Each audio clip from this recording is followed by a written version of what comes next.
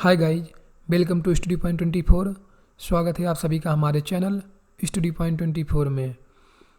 Guys, आज हम भारतीय संविधान के भारत का संवैधानिक विकास से कुछ इंपॉर्टेंट क्वेश्चन के बारे में डिबेट डिस्कस करेंगे। गाइज, शुरू करने से पहले हमारे चैनल स्टडी पॉइंट 24 को सब्सक्राइब कर लें और बेल आइकन को भी प्रेस कर लें ताकि इससे रिलेटेड कोई भी वीडियो अपलोड करें तो उसका नोटिफिकेशन जल्दी आप तक पहुँच जाए। तो गाइज, बगैर देरी किए शुरू करते हैं। पहला क्वेश्चन हमारा है, निम्नलिखित में से किस अधिनियम के द्वारा कलकत्ता में सर्वोच्च न्यायालय की स्थापना की गई? इसका आंसर है रेगुलेटिंग एक्ट 1773 के द्वारा वर्ष 1774 में कलकत्ता में एक सर्वोच्च न्यायालय की स्थापना की गई।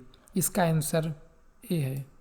दूसरा क्वेश्चन हमारा है, भारतीय शासन व्यवस्था में प्रतिनिधि एवं लोकप्रिय घटक पॉपुलर कंपोनेंट को समाविष्ट करने का प्रथम प्रयास किस अधिनियम के द्वारा किया गया? इसका आंसर है भारतीय परिषद अधिनियम 1861 के द्वारा भारतीय शासन व्यवस्था में प्रतिनिधि एवं लोकप्रिय घटक पॉपुलर कंपोनेंट को समाविष्ट करने का प्रथम प्रयास किया गया। इसका आंसर ए है। तीसरा क्वेश्चन हमारा है, निम्नलिखित में से किस अधिनियम के अंतर्गत भारतीय विधान परिषद को बजट पर चर्चा करने की शक्ति प्राप्त हुई? इसका आंसर है भारतीय परिषद अधिनियम 1892 के द्वारा भारतीय विधान परिषद को बजट पर चर्चा करने की शक्ति प्राप्त हुई। इसका आंसर बी है। चौथा क्वेश्चन हमारा है, सूची 1 तथा सूची 2 को सम्मिलित कीजिए तथा सूचियों के नीचे बगल दिए गए कूट से सही उत्तर का चयन कीजिए।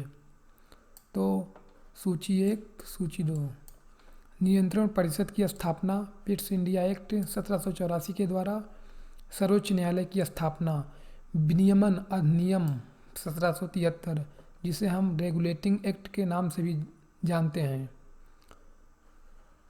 सी वाला, ईसाई मिशनरियों को भारत में कार्य करने की अनुमति चार्टर अधिनियम 1813 के द्वारा। डी, गवर्नर जनरल की परिषद में कानूनी सदस्य की नियुक्ति चार्टर अधिनियम 1833 के द्वारा। इसका आंसर बी वाला। पांचवा क्वेश्चन हमारा है, किस अधिनियम के द्वारा केंद्र में द्विसदनीय विधायिका बनाई गई? इसका आंसर है 1919 के भारत सरकार अधिनियम द्वारा केंद्र में द्विसदनीय विधायिका बनाई गई। इसका आंसर सी है। इस अधिनियम के द्वारा प्रत्यक्ष निर्वाचन प्रणाली अपनाई गई एवं महिलाओं को भी मत देने का अधिकार दिया गया। इसके द्वारा प्रांतों में द्वैत शासन की स्थापना की गई। इस अधिनियम के द्वारा भारत में लोक सेवा आयोग का गठन एवं महालेखा परीक्षक की नियुक्ति का प्रावधान भी किया गया। इसे मॉन्टेग्यू चेम्सफोर्ड अधिनियम भी कहा जाता है। छठवां क्वेश्चन हमारा है, निम्न में से किस अधिनियम के फलस्वरूप बर्मा को भारत से पृथक किया गया? इसका आंसर है गवर्नमेंट ऑफ इंडिया एक्ट 1935, जिसका हिंदी भारत शासन अधिनियम 1935 के फलस्वरूप बर्मा को भारत से पृथक किया गया। इसका आंसर सी इसका आंसर है। सातवां क्वेश्चन हमारा है, 1935 के अधिनियम द्वारा स्थापित संघ में अवशिष्ट शक्तियाँ किसको दी गई थीं? तो इसका आंसर है 1935 के अधिनियम द्वारा स्थापित संघ में अवशिष्ट शक्तियाँ गवर्नर जनरल को दी गई थीं। इसका आंसर सी है। आठवां क्वेश्चन हमारा है, अखिल भारतीय संघ स्थापित करने का प्रावधान शामिल किया गया था? तो इसका आंसर है भारत सरकार अधिनियम 1935 में अखिल भारतीय संघ स्थापित करने का प्रावधान किया गया था। नौवां क्वेश्चन हमारा है, राष्ट्रपति को अध्यादेश जारी करने की शक्ति किस अधिनियम के द्वारा दी गई? इसका आंसर है भारत सरकार अधिनियम 1935 के द्वारा राष्ट्रपति को अध्यादेश जारी करने की शक्ति दी गई। इसका आंसर बी है।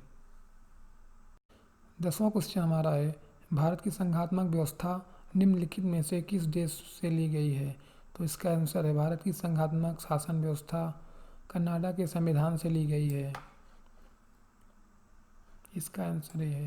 तो गाइज, आपने इस वीडियो में देखा भारतीय संविधान के भारत का संवैधानिक विकास से कुछ 10 इंपॉर्टेंट क्वेश्चन के बारे में जाना।